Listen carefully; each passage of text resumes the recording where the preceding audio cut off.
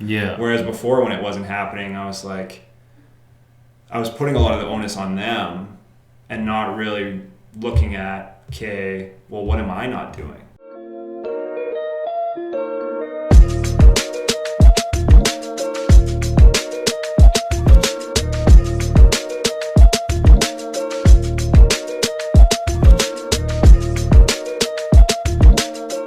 Welcome everyone back to the second floor.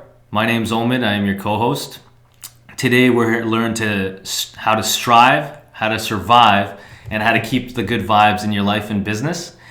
Today we got Erik Turner. Erik is actually one of my good friends. I've known him since junior high. Yeah, a long time. Very, very long time. Yeah. And we kind of got off contact. But Erik is an ATHX athletic ambassador. He's a lacrosse player and coach who has been involved in lacrosse for 15 years. He has a vision of creating a space for lacrosse players to develop their athleticism and skills in a supportive and knowledgeable environment. Additionally, Erik's passion for the game drives him to be an advocate for the growth of the sport. To accomplish this, Erik provides grassroots development through his lacrosse in-school program and mentorship to athletes and coaches.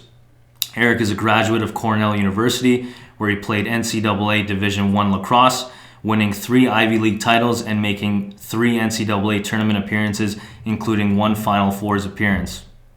Erik currently plays in the WLA, Western Lacrosse Association, for the Coquitlam Adanacs. It's Canada spelled backwards. All right. It's a little tricky one. Yeah. So he also plays in some travel teams, the Lasersharks and Megamen, who travel to tournaments across the United States and Europe. He's currently working towards earning a spot on an NLL, National Lacrosse League roster. Yeah. Dude, bunch of mouthfuls. That's crazy. Dude, thanks for coming on the show, man. Great to be here. I appreciate it. So, you actually I remember back, kind of taking it back since we talked about this before, but taking it back when we were kids, I remember Erik just crushing everyone in every sport. So, Erik, man, tell me how you got into lacrosse and kind of where it kind of really took off for you. Yeah, so my family's very athletic. My parents both played volleyball, basketball, hockey growing up. So from a young age, athletics was always part of my brother and I's life.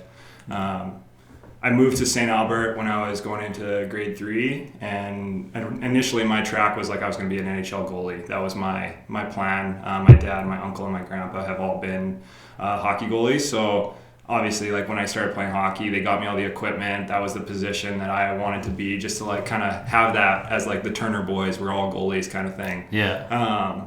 But then we moved to St. Albert, and my brother met a friend at school and said, hey, I want to play lacrosse. And nobody in our family knew what lacrosse was. Nobody ever played. We'd never seen it. It was just a very low-key, niche sport in the community. Yeah.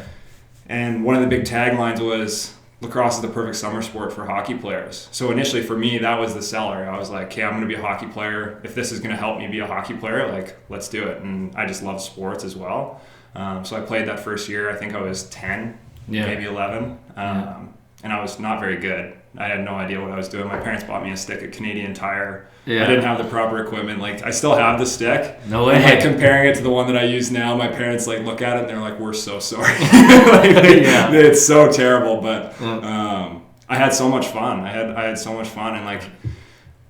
And through junior high and high school and still now, I just love sports. Athletics is what I love, and lacrosse to me was the first space that I'd really experienced where all the things I loved doing athletically were kind of in one arena. I got to run, I got to be physical, I had to be kind of finesse with the stick and catch this ball that's moving really fast, and it was great. I just had so much fun, and from there I kind of said, I want to play lacrosse.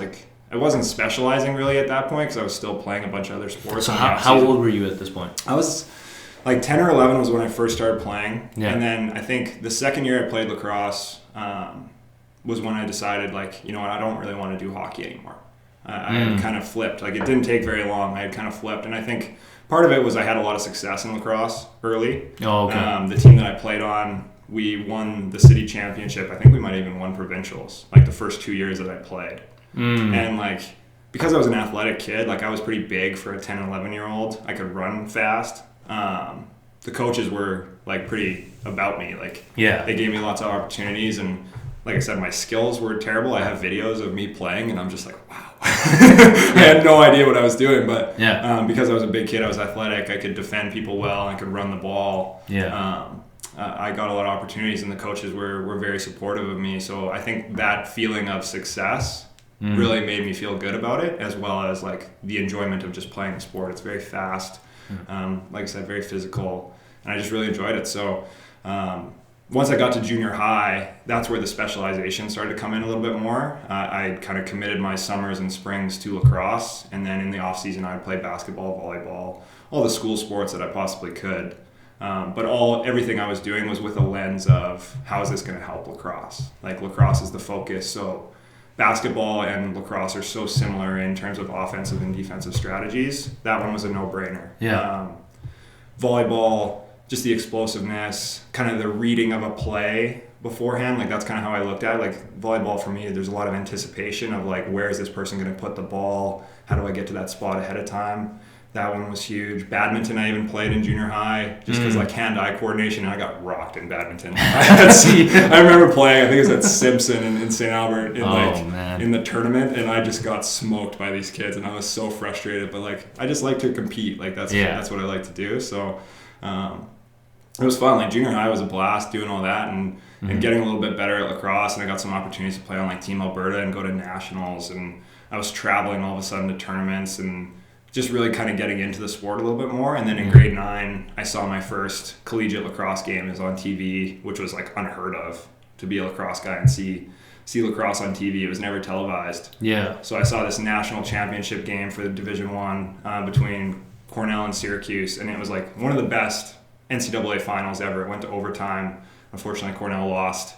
But crazy game, and it just really got me like thinking, like, what is going on here? I've never seen this lacrosse, because it's field lacrosse versus box, what we play in Canada mostly. And I was like, whoa, what is this? Like, and then hearing that it's kids in school that are like playing lacrosse and getting to go to school at the same time, I'm like, okay, well, that sounds exactly like what I want to do. So into high school, I went to 3 different high schools, kind of just pursuing this goal of playing at that level. And I was really fortunate in grade 11 to get the opportunity to commit to Cornell, which was really, really special. And then kind of finished out my high school career before I went over there and did the NCAA thing. So lacrosse has been such a huge part of my growth as a person. Some of the friendships and relationships that I have in my life now, and I'm just very grateful to the sport. The experiences playing have been amazing as well, but more so just like how it's shaped my life has been really special. No, that's awesome, man. So so the goal right now is, where are you at right now with lacrosse and what you're doing, and where do you plan to take it? So the lacrosse professional landscape is pretty confusing. We actually have 3 pro leagues currently. Oh, really? Which is really just a mess. But on the indoor side, which is where I'm really focused right now, the NLL is like the top end. That's our NHL, our NBA, whatever you want to call it. That's where guys are trying to go. So what I'm doing right now is I head to BC through the summers. I play in the WLA, which is basically like summer ball for all the pro guys. So after the pro season is done, all the NLL guys are done, they filter into these teams across Canada and play at Senior A. So it's basically professional. There's guys that get paid. It's a pro league, but in terms of like the big show where you're playing in big arenas and all that, the NLL is the spot. So a lot of times to get to that level, you have to prove yourself in the Senior A circuit, because all these guys that you're competing against are those NLL guys. So the coaches are there watching. They're looking for new guys to fill their rosters out with. Coaches are actually involved with the teams, so you might develop a relationship with an NLL coach that way. So that's the plan. Like, that's the plan right now, is to just go back to BC again and really try to have a successful season and try to get and earn a spot really in a tryout or a training camp, so I can again try to earn a spot on a roster. Yeah. I'm not looking for anything to just kind of be handed out. I don't have any illusions of like that happening. I just am looking for an opportunity to like prove myself and see if I can actually compete with these guys. Yeah. And the NLL, is that here in Canada or is it in the US? Yeah, Where's it based out of? It's both. Oh, so okay. we have, it's expanding continuously. So like this year, San Diego and Philadelphia just got added. Okay. But I think we have 4 teams in Canada right now. And then I think 5 or 6 in the US. Mm-hmm.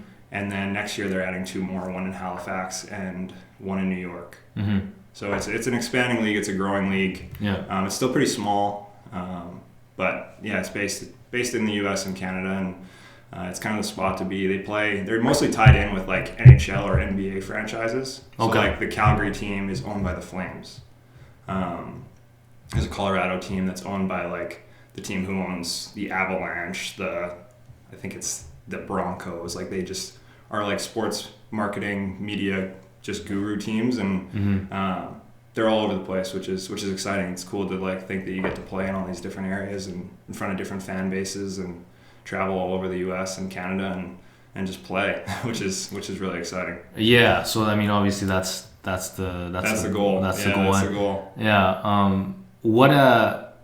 How popular is lacrosse? Because I only watch ball, so I don't know. Yeah. I don't know how big it is. Can you make a decent living playing as a pro athlete in the NLL? Like, kind of maybe break that. Yeah. So most of the guys who play in the NLL have secondary jobs. Really? It's not a high-paying sport by any stretch. The cool part about it, though, from that standpoint, is like everybody who's doing it is doing it because they love it. Yeah. Like they're not doing it because the money is a huge driver. You're doing it because you love it, and you're devoting a lot of your own time into your training and all those kind of things that you need to do to get to that level. So it's really interesting. I mean, as a 26-year-old, when you think about like what you're investing a ton of your time in, and you have friends who are buying houses and getting engaged and like doing all these things that are usually on that track of like linear progress for what you think of adulthood as, to be kind of pursuing something that isn't a very high paying thing and costs a lot of money, and not really working full time in a job that can support it. Like it's a little bit challenging sometimes, but it's like I said, people just love it. Like I love it. So this is what I'm trying to do, and it requires a lot of sacrifice and a lot of focus and commitment to it, but it's the goal. So yeah, I didn't even realize that during like junior high school that you were kind of going back and forth, and you were kind of shifting schools, and because one thing that I did when I was in grade 9 was when Paul Kane had that crazy basketball team with Don Phillips, and they were winning provincials. I was like, yo, I gotta go to Paul Kane to play ball because I want to play ball. And then when I got there, I didn't even make the junior team. Right. So halfway through the semester, I ended up switching to Belrose because I was like, I gotta play ball this year. I can't just sit out. And then I went there, and then I came back. So, but what you did, you went kind of full on in with the lacrosse thing early on. I didn't even realize that. Yeah. So it's like, and I kept it pretty low key. I think the challenging part about it was through junior high, you form some pretty good relationships because you're with people for 3 years. You're playing, like a lot of the guys I played volleyball, basketball with, you're playing all the other sports with them too. Like the athletes in the school are the guys that usually fill the rosters. Yeah. So I got pretty close to that group, and then all of a sudden end of grade 9, I was like, I'm going to Edmonton. Like I'm going to a school to play lacrosse. So what became really challenging is through like all 3 of my high school years, because I moved to 3 different schools, I never really formed strong relationships with anybody. Like I felt very lonely during that time. It was like a very lonely process of pursuing this because I was basically spending limited amounts of time with all these people, and then it was like, okay, see you later, on to the next place. And to maintain those relationships, it's hard once you leave. Like when I went to Ontario to this boarding school for grade 11, all the relationships I had built in grade 10 all of a sudden are really hard to, because you're not seeing the people. You can kind of communicate, but it's hard. It's not the same when you're face to face with somebody and getting to see them on weekends or at school or whatever it is. Yeah, you don't really get to form that bond. Yeah. And it just kind of fizzles out. It's been really interesting I was just talking to my parents a little bit earlier, and like for basically a decade of my life, I've only lived in places for like 3 to 4 months max. That's crazy. So like lacrosse has really taken me, it's been really awesome because it's taken me all across, but the tough part when I was younger, especially with that like short timeline in each place, is like I said, it just felt really lonely because you're not really creating relationships with people or having or feeling like you have a support network really behind you. You feel like you're kind of on your own. So I think that's why now what I'm trying to do is build that support network for guys here. Because when I came back for winter breaks or whatever it was from these schools, and when I was at Cornell, you're here, but sometimes you feel really disconnected from home because you're actually not here really at all. You're only here for maybe a week because it's Thanksgiving break, or I got a month off for Christmas break and then a couple months off for the summer. So you're here, but you're not really here. Your connections aren't there. So I'm just trying to create an environment for players who maybe are doing some of those things to come back and like knowing once you get back here, here's the place you can come. Here's people who understand what you're feeling, what you're going through, and can be supportive of you while you're here, which I think I'm pretty excited about because I know how hard it was for me. Yeah. So what was, going through that and going through kind of, obviously you graduating from Cornell and just obviously the focus has been lacrosse and trying to get to the next level. What's been the most mentally challenging thing? Cornell was a hard experience. Yeah. It was really, really hard. It was probably, when I look at like grade 11 through graduating Cornell, that's like the most challenging stretch of my life so far. And I mean, it seems kind of silly because I was getting to do a lot of awesome things, but like my Cornell experience was really turbulent. I got recruited by a coach in grade 11 who ended up leaving before I even got to the school. Oh. So all of a sudden we have a new coaching staff in there for my freshman year. Haven't had a ton of interaction with them. They have an idea of like what direction they want to take the team into. So as a guy who's come in recruited by a different coach and a Canadian, only Canadian in my class, I felt very isolated, kind of like almost like I was being pushed to the side. Like we had 11 guys in my class, and all of them had lacrosse roommates except for me. I got paired with some random guys. So like right from the outset, I didn't feel really super connected to the team. And then through the 4 years I was there, we ended up going through 4 different coaching staffs. Oh, wow. So we were really high turnover on our coaches.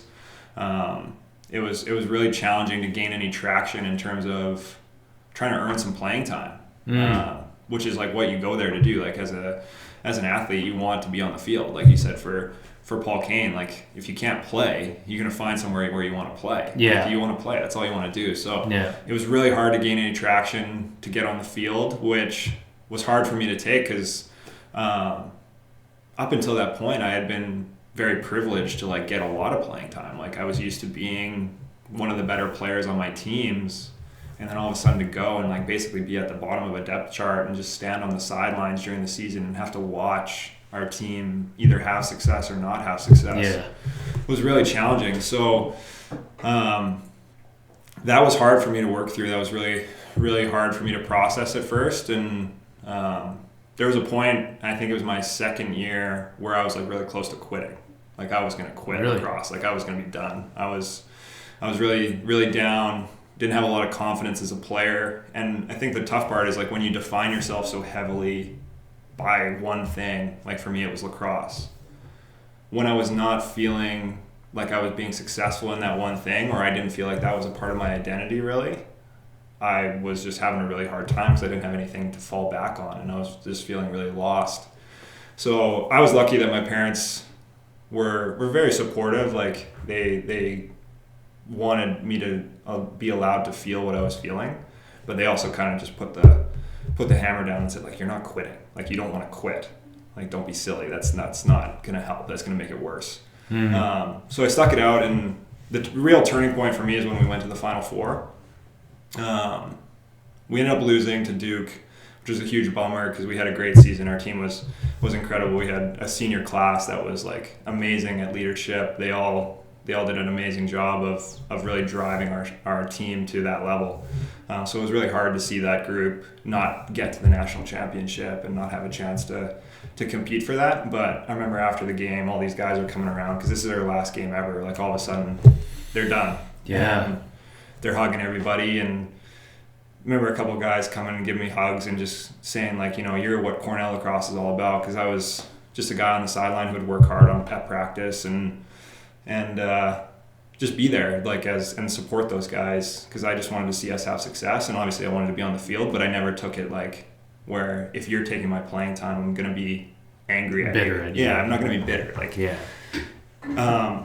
But I remember feeling like in that moment, I felt like that was a great compliment, and I was really appreciative of them saying that. But it felt really inauthentic to me, because I was looking at what I was doing in my own time, how I was working, the amount of effort that I was putting in, and I looked at it and I'm like, you know what, I'm really not doing the amount that I can. Like, I don't feel like I'm taking it as far as I could, and this is why I'm receiving the results that I am. It was like the first real moment where I really had accountability to myself, I think, which was really powerful in a lot of ways. And I remember we went back to the hotel, a lot of the guys gathered together in rooms, and we're just kind of celebrating the year and celebrating the experiences of being together. And I was like, I'm going to start right now. Like, it's easy to put this off and continue to act the way that I was, or I can make a change right now. So I went to my hotel room, got changed, and I went to our hotel weight room. It was probably like 10 p.m. and I worked out. And I was like, starting right now, I'm training hard, like, enough of this nonsense. Yeah. Let's get after it a little bit. And from there, like that whole summer, I worked really hard. I got in really good shape. I started to have some more success. My junior year, fortunately, we got suspended as a team. Oh, no. So we couldn't play in the fall, so that took away some opportunities to showcase how hard I had worked. But came back, and in the next summer, same thing, just was working really hard. In my senior year, I was able to get some playing time on the field. But I mean, at that time, another new coaching staff, you're a senior, it's a little bit too late to like really bump yourself up, because I had guys in my class who've been playing since day one.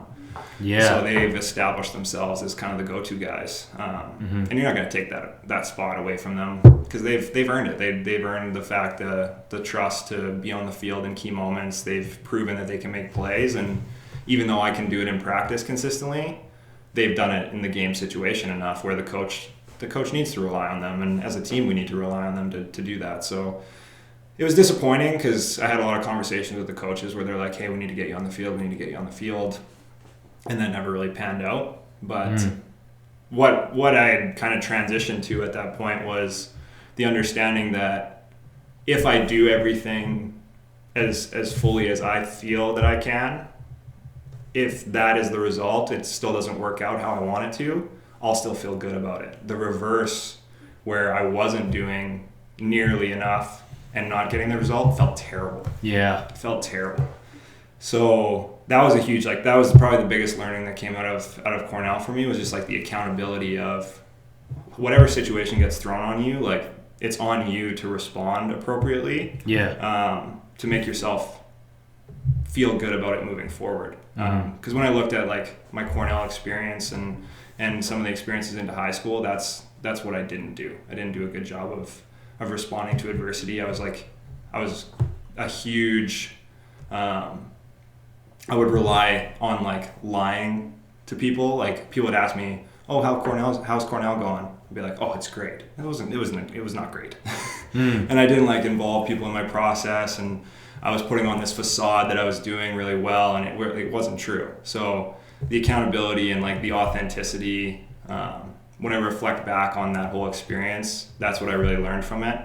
And it also just, it's hard for me to look back at it now, because the way that I've learned that I want to be, the values that I want to hold and everything, like it just makes me angry a little bit on how I behaved while I was there. But like I said, it's been a great learning process, going through all that. And it was crazy. Like the month before I graduated, I had a fire at my apartment. So like everything got burned down. Like I lost all my stuff. And I was just like, at that point I was like, kind of like this is what Cornell is going to be like. This is a summary of this is a summary of what Cornell is all about for me. Like, yeah, it was wild, but like I said, just lots of learning, lots of development, and I can only be grateful for those things because I mean, I'm a huge Bruce Lee fan, and one of my favorite Bruce Lee quotes is like, "Do not pray for an easy life, pray for the strength to endure a difficult one." So through those experiences, I think I've gained a lot of strength, and it's helped me post collegiate career deal with some stuff that's gone on, and in this pursuit of playing in the NLL, that's pretty huge. You need to have a little bit of resilience and toughness to endure through some tough things. So yeah, absolutely, man. And I think that moment that you talked about after the Final Four, I think that's a pivotal moment. Yeah. You know, especially kind of almost like a self-realization that, hey, I'm not doing as much as I think I am. Yeah. And kind of putting it, kind of not taking the accountability of things that happen. Especially, I know especially with a team, especially when there's so many different factors, like coaches not giving you playing time, you know, the travel, the way you were kind of isolated in school. Yeah. There's so many different factors that aren't necessarily in your control. Yeah. So it's easy to just be like, well, it's, you know, this person's fault, or this is what happened because of this, and kind of shift it, and then kind of play that facade like everything's okay. Yeah. And then that moment where it's like, no, like, I don't care what happens, I don't care what's kind of in my way or what's going on. I need to take accountability and make sure that I'm putting in everything on the plate, and do what I need to do. And if things don't pan out, well, that's fine, but I need to know that I put in everything. Yeah. Well, and I think accepting that accountability is really powerful too, because it's like empowering, because it gives you a little bit more control over the situation. Yeah. Like that coach not giving me playing time is really frustrating, but like I said, it's out of my control. If I go and I say, you know, I've put in this many hours, I've worked this hard, I know what I've done, and I know what I deserve, and I know where I stack up against everybody else, the power of that coach making that decision is lessened. Like it's going to be hard to take, but at the same time, you're like, this is just something that I know I can't control. Yeah. Whereas before, when it wasn't happening, I was putting a lot of the onus on them and not really looking at, okay, well, what am I not doing? Yeah. And it almost felt powerless, because I was like, well, I feel like I'm doing everything I possibly can, and he's still doing this. Yeah. Versus knowing that you're doing a lot. Yeah. And he's doing it. So it's like a very interesting. It was an interesting shift. It was pretty powerful. Like, I really enjoyed the moment of like kind of having it click, and it was a weird way for it to happen. I mean, losing the Final Four, you'd never really think that would be like the moment where you're like, well, this is awesome. But yeah, I look at that moment. And I don't think anybody on my team even knew that I did that, but it was a big moment for me. And I remember just going up there, and I think I just had my phone and I just blasted. I can't remember what song it was, but I was just so like fired up. Yeah. I was so fired up. Yeah. I was ready to run through a wall. Yeah. So it was cool. It was cool. But Cornell was definitely like, it was a challenging experience. It's interesting when you work so hard for so long to get to a place, and you have like this vision of what it's going to be. Like when I was going to Cornell, my vision was like, oh, I'm going to be an All-American. I'm going to be on the Inside Lacrosse magazine cover as like this Canadian superstar who's hit the NCAA, and like really I didn't play. Like I didn't have really any success as a player while I was at school. So to deal with having this idea of grandeur of like what my experience was going to be like at the Division I level, and have it kind of just fall on its face because of my actions was really hard to go through, but also very productive, because now, I mean, it's 4 years of your life which are really important, but when I look at it like in the grand scheme, if those 4 years and those mistakes or decisions set me up to move forward and be like the kind of person that I want to be, then that's a pretty small sacrifice to have to make. Yeah, and I think that with having success that's almost linear, I think that could almost hinder your future, almost in a sense, because you almost assume that where you're going is supposed to be successful. Right. Like what you're doing is supposed to be this this big thing. It's the same thing how, even with this podcast, we all thinking that it's going to be the biggest thing and we're going to take over Edmonton and this and that, and it's not. It's really it's a humbling experience when you think that what is supposed to happen and it just 360 something else just completely happened, and it kind of puts you kind of down and is like grounded and say, okay, well, what can I do more? Mm-hmm. How can I shift my mentality from being a victim in this position and be like, no, let me take control, no matter how many factors are kind of around you. Yeah. So, I think it's interesting. And I remember you mentioning this to me beforehand. You had an injury recently. Yeah. So maybe take us through that and how that has been something that you've been going through. Yeah. So I think the last year I decided to make the move out to BC, and it's something I've been thinking about doing since I graduated from Cornell. Yeah. Because really, like I said, the next step to maybe making a push at the NLL is playing with those guys out at the senior A level. So it took me a couple of years to kind of get the courage up to say, like, I'm going for it. I feel like I'm ready to go. And I think a lot of that was coming off the Cornell experience. I recognized after I did some self-reflection that there was a lot that I needed to work on first to be set up to get after this goal and actually be successful. So I finally worked up the courage. I got the support from my family and the people around me, and I went out there and preseason game, was really nervous going into the game, really excited because I was like putting on the jersey for the first time and going to step on the floor, and this was kind of the start of this process. And into the second period, I went for a loose ball in the corner, and I had a opposing player on my back, and I started to turn out and got a little push, and all of a sudden I just felt my knee just buckle, and I just went down. And surprisingly, it wasn't like the most painful thing ever. Yeah. But I just remember laying on the ground and just being like, something's not right. Like something's off. And the trainers came over and they were like, are you all good? And I was like, yeah, but I can't walk. Like, I don't know what's going on. So they hooked me, they got me off the floor and into the training room, and they did some tests. And initially it looked like everything was all good. I walked like a few minutes later and watched the rest of the game and all of that. But while I was in the training room, there was kind of this moment of like, something could be really bad, like something could be really wrong. And I just remember in that moment having this conversation in my head of like, whatever is happening right now, you've been through experiences in the past at Cornell and in high school where you've responded in a certain way, and remember how you felt about the way that you responded. In this moment, commit to yourself right now that no matter what's coming out, you're going to respond the opposite way. So that was like a very interesting conversation to have internally in that moment. And I just like, it felt like somebody was talking to me, even though it was just me. And I remember walking out of the training room and like, there was a couple kids watching the game, and I just hung out with them for the rest of the game and just chatted with them. They're little guys, like just starting to play lacrosse. And that was kind of the start of like responding to it in the right way. And then a week later, the team paid for me to get an MRI, and I found out that I tore my ACL, my MCL, my meniscus. Oh, like geez. Bad stuff. Yeah. Like, we're lucky now that the injury is well researched, and they've worked through some ways to get back from it. But this used to be like the one that ended people's athletic careers in a lot of ways. So that was hard to take, to hear that I was going to miss the whole year. I'd never missed a whole season of lacrosse for injury or anything. So that was really difficult to deal with. But there again, it's always been through this whole process, that conversation I had initially has always been at like the forefront of my attention. It's like responding to this adversity in the way that you've kind of learned that you want to. Mm-hmm.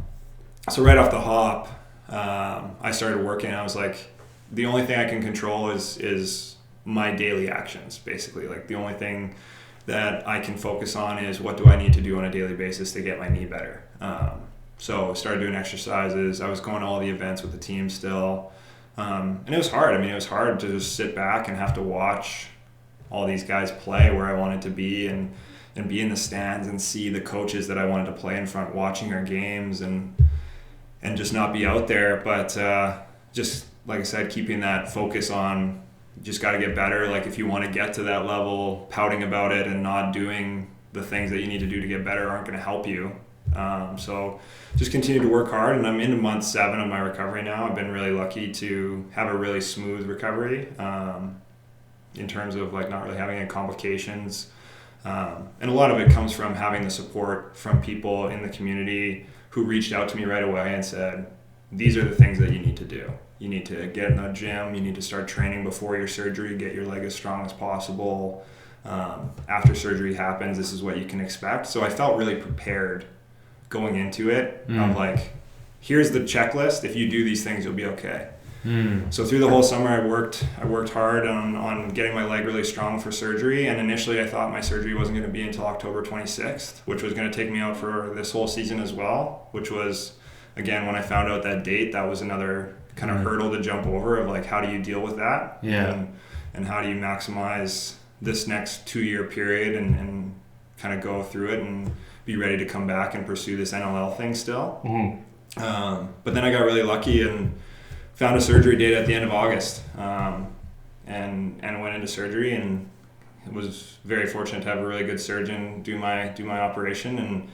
And just based off the guidance that I got, I was off crutches in a week. I was back training, not with my leg really, but back kind of in the gym, working out at 2 weeks after surgery. And ever since the surgery and moving through, I've kind of just anything I've been told to do by the people who know what they're talking about I've done, and it's really paid off. I'm working towards being back on the floor this spring. My kind of clearance date is June 1st, but getting closer and feeling strong and back to moving well and running and cutting and all the things that I like doing. So now that you're kind of in the midst of getting into full recovery, what's been the most challenging thing? Has it been mentally with yourself, or has it been the physical of actually, going through that checklist and saying, okay, well, I need to do this, I need to do this, I need to do this, or has it been mentally where it's like, okay, well, I have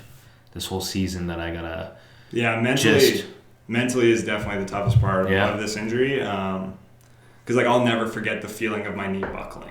Like I can remember that really vividly. It's just like it was a gross feeling. It's something that is really hard to forget. So like when I was about to start jumping for the first time again, I remember like I have a watch that records my heart rate, and we hadn't done anything in the workout up until this point. It's like the first thing we did, and I think my heart beat was at like 120 something beats per minute. Like it was flying. Like it was like a real mental jump to be like, okay, you're gonna do this, and you're gonna land, and like you're gonna be okay. Like it was really scary. All I was thinking about is like landing, and all of a sudden my knee going out again. But then you do it and you're fine. So then you cross that off and you gain some confidence in your knee, and it's kind of been that throughout the process. Like the first time when I got cleared to like start to change direction again, same kind of idea. Like you're thinking about it, you're not sure how it's going to go, and then you get put in the right environment, you do it, you cross it off, and you gain a little bit more confidence. So now where I'm at is I still get that feeling a little bit, but because we've had all these like small victories where I've been able to gain confidence in the knee, it's easier for me to say like, okay, let's do it. Let's just go for it. I think I'm going to be okay. I'm confident that we've done everything we need to do up until this point to be successful. And but the mental part is definitely the hardest. I got cleared to play in like a non-contact live kind of situation last week. And going on the floor, same kind of idea, like back playing for the first time in almost a year. A little bit nerve-wracking, but just also so exciting. And that's what I'm trying to keep a focus on as well. Is it's obviously nerve-wracking to get back, and you don't want to go and get hurt again. But this is what I've been working towards, so it's also exciting to be back out there. The physical piece has never been really challenging for me. I love working out. I love training. It's just the mental side of that fear of re-injury or fear of coming back and being a different player because you've gone through this and all that. But all kind of goes away once you get put in the right environments and give yourself a chance to do what you're being asked to do, and then you're all good. But mentally, ACL injuries, no fun. I think any injury really, it's tough. It's like really taxing. Yeah, it's taxing not to be able to do what you're used to doing. Like I said, I've never been out of lacrosse this long. I've never not played for 7+ months. Yeah, like it's hard. So you're dealing with it on a daily basis, and the tough part about the ACL thing is it's always on your mind. It kind of consumes your life. Yeah, because I got surgery in August, and all of a sudden our snowfall hits. Like you're walking around, it's icy. You got to think about, okay, I got to protect my knee. You're walking in public spaces. Just that idea of like somebody bumping into you wrong. Okay, I got to protect my knee. Like it's very, very all-encompassing. Like you're very, very. You have to think about it. Yeah, you have to think about it all the time. Just the normal things of like just walking around in public places. Yeah. So it's good to like have it at a point. That's what my trainer has kind of indicated is like we'll be really excited when you don't think about it. Like that's kind of a key moment when you know that you're pretty close to fully better, and I'm getting closer. You getting there? Yeah, getting closer. Like there's moments where I forget about it.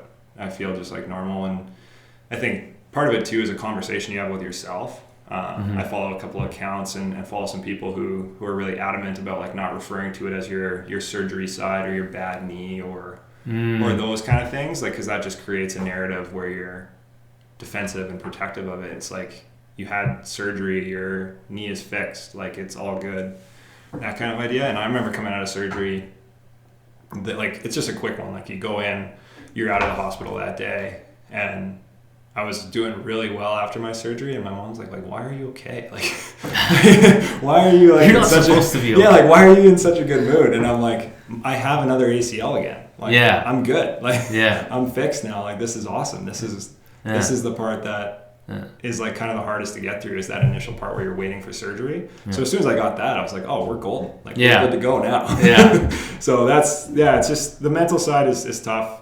But it's getting, like I said, getting a lot better. And I've been very fortunate to work with the ATHX team and have them kind of provide the kind of environment that I needed to push through some of those really difficult situations. I mean, I was reflecting the other day because like I'm jumping over hurdles now and then cutting and back playing lacrosse, and I'm looking back at a point where I couldn't even walk. Yeah, it's like that was only 6 months ago. So it's very quick. It's awesome. It's pretty amazing what our bodies can do. But I think the biggest thing, I'm very kind of social with sharing my story and sharing some of the stuff that I'm doing and the progression that's happened. And what I try to share with people is it's really important to find somebody who's going to be a part of your process who really knows what they're doing. Because I'm very fortunate that I had all those people reach out to me, and I'm very fortunate that I have a team of people who are very educated and have worked with this kind of injury before, so they know exactly kind of what I need to do, and they put me in positions to have success. Because the first physiotherapist that I worked with after I got hurt was like having me just kind of lay on the ground and like lift my leg up, and like nothing was going to get better. Yeah. And then he'd like hook me up to some machines and call it a day, and I wasn't getting that attention. And I felt something was wrong. Like I felt like you could feel it. Yeah, I was just like, based on the conversations I was having people and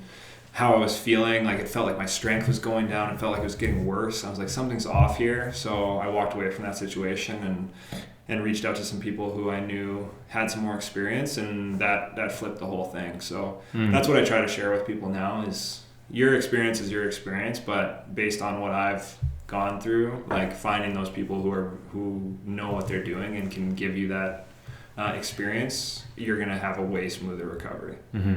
So I feel very, very fortunate to have that in my life, because I have some conversations with people through my Instagram sometimes, and they tell me their stories with this ACL thing, and they're like at month 6 and they still haven't ran yet. And like really on the timeline, you're supposed to run at like week 12. So yeah, it's been a really cool process in a lot of ways. Yeah, and I'm not like, you never want to say that you're excited about the fact that you're dealing with an injury. Like I'd obviously prefer not to have. Of course, you would prefer not to be not to hurt my ACL, but some of the relationships and some of the people that I've got to meet through this injury have been really cool. And and to have that ability sometimes to influence somebody's experience. Like I've had some kids reach out to me who are young players who are dealing with this injury, who are lacrosse kids, who said like, well, following along with what you're doing is really helping me have confidence that I can come back from it too. So that part of it has been really, I'm very thankful for that part. To create some relationships and maybe just help some people navigate through it, because it is hard. It's hard, and no illusions about that. And I guess kind of going into ATHX and what you've been doing with your recovery process, at the same time, you know, you're giving advice to younger lacrosse players, younger players in sport. What does that kind of side mean to you? Because obviously you've been an athlete your entire life, and kind of it's been kind of you always trying to elevate to the next level. Where does that stand in your life, and what do you kind of want to do for either the sport in general or just athletes? Like, where does that kind of play into your life? So I started coaching when I was like 15. And it was mostly because my brother he's younger than me, so he was playing, and I had gained some pretty good experience in lacrosse. So sometimes the parents would just ask me to come help, because a lot of the parents we get to coach are like hockey parents or don't have lacrosse experience, and they're just great people who volunteer their time to like lead these teams, but they don't really know what they're talking about. So I started coaching when I was 15, and I really enjoy working with young players or other players, just like helping them on their process and just trying to give them opportunities to be successful. And like I said, I've been very fortunate to have a bunch of people kind of do that for me, and I look at how influential and impactful that was on my career and my ability to do some of the stuff that I've been able to do. So as a player who's gotten to the level that I've gotten to now, it almost feels like it's my responsibility, or I feel a responsibility to give back to this game that's given me so much. And I look at a lot of the players in this community that are trying to do things similar to myself, and I see a lot of myself in them at that age, like just feeling very lost, confused, not really knowing where to go. I look at like how my parents were so amazing at just trying to figure it out, even though they had no one to really lean on. And like I said, I just feel a responsibility that now that I've gained all this knowledge to kind of give that back. So coaching and mentoring and all that stuff is a huge part of what I do. It's basically what I do outside of playing. I run a lacrosse in school program where I go to schools across the city and basically introduce the sport to gym classes. I bring a big bag of sticks and we go through like the basics of lacrosse. Oh, that's awesome. And it's usually tied in, like I do a presentation before that kind of gives them a rundown of the history, because it's like Canada's national sport. People don't really know that often. It's the oldest team sport in North America. Like, it's a very, very cool sport. And I just want to gain a little bit more of exposure for it. So I do that, and that part is probably my favorite thing that I get to do, just to get a little bit more of lacrosse into the conversation. I think if the sport is going to grow, obviously you want more people to play, but like my bigger vision is just to have more people like excited about lacrosse. So if they did see it on TV, they wouldn't just flip by it. They'd be like, oh, I like lacrosse. I want to watch that. That's kind of where I want to get it to, because eventually that'll lead to growth in my mind, is if people are having positive conversations around the sport. Absolutely. That'll lead to growth. So that part's really fun. And then I've worked for like all the minor lacrosse associations in the city. I was a technical advisor for the minor lacrosse governing body for a year, where I was working with trying to develop our coaches and our players. I've coached at all the different levels for all the different teams. I've worked at a couple of the academies. I've just been looking to create spaces and create opportunities to work with the players, because my main focus is just creating good experiences for them.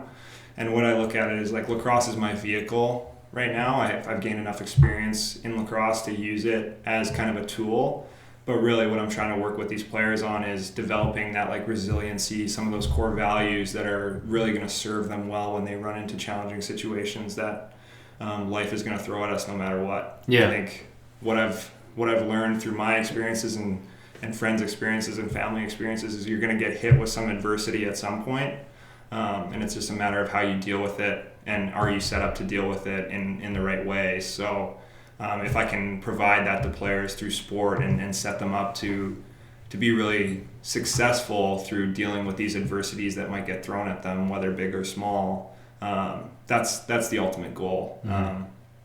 So it's really important.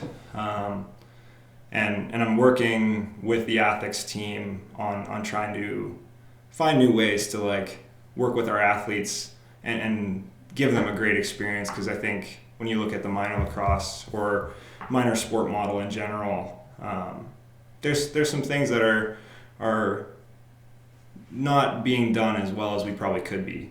You know, like when you look at a guy like me, I've had this conversation with the owner at ATHX before, like if they work with me when I'm 10 or 11, all of a sudden maybe my chances of having an ACL injury are a lot less because my mechanics are really strong.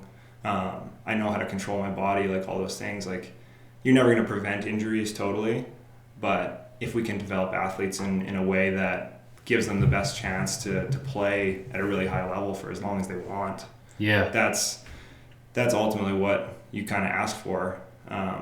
So I'm excited. I'm really excited for what's to come. I'm working on some stuff right now, and the last 2 years have kind of just been really heavily focused on being involved in the community and recognizing where the opportunities are and where some of the gaps are currently, and looking at it and sitting back and saying like, okay, what can I do with my skill set to fill some of those gaps for these players?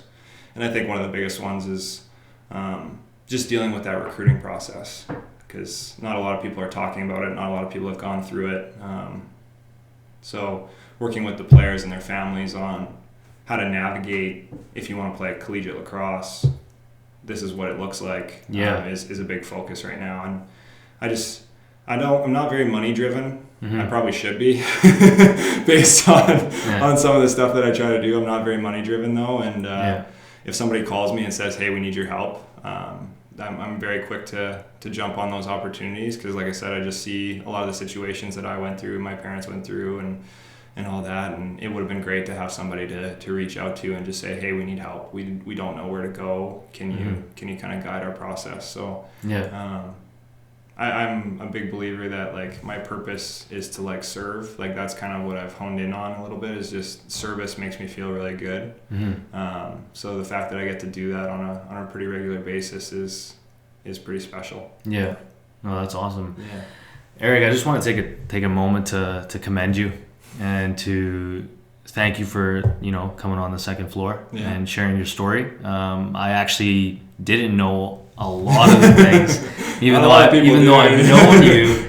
It's very cool. Yeah, it's very cool to just have you share your story, even though I've known you since we were kids. But just to know what you've been going through and your kind of journey is very cool. So, where can people find you if there's young athletes, or if there's coaches, if there's people who are interested in lacrosse? How can they reach you? Where is kind of a way maybe to maybe get in contact with you? The best place is probably Instagram. That's where I focused a lot of my attention over the last little while. My handle is Erik Turner 41. 41 is the number I wear in lacrosse, so it's not very creative, but it makes it easy to find. And then through that, I'm always open to messages, and even I think my email is locked on there, so you can send me an email and just ask. But that's where I'm most active. I have a Facebook page as well, but it's not as active as the Instagram. That's where I kind of devote a lot of my attention to. But like I said, always open to having those conversations and sharing. And I love talking to people who are after these kind of things and just helping as much as I can. And one of the things that I kind of pride myself on is I don't know everything. I definitely have some experience, but if there's things that I don't know that people are looking to find out, I'm quick to not pretend that I know, but I find that I'm pretty good at finding them the right people that can help. So Instagram, probably the best way. Just send me a message and I'll be there. Sweet. Well, Erik, thanks again for coming on the second floor, I really man. appreciate it. I appreciate it, and good luck on your journey. Yeah. I hope to see you at the pro level. Yeah. Soon. We'll be back. I'll get a second floor jersey to hang up. Hell yeah, come through when you're at that level. I know your schedule will be busy. You'll be across the world or in North America and playing. But if we can get you back, that'd be dope. Yeah, I'm looking forward to it. Yeah. Well, that's a wrap. Thank you. Thanks. That was great, man.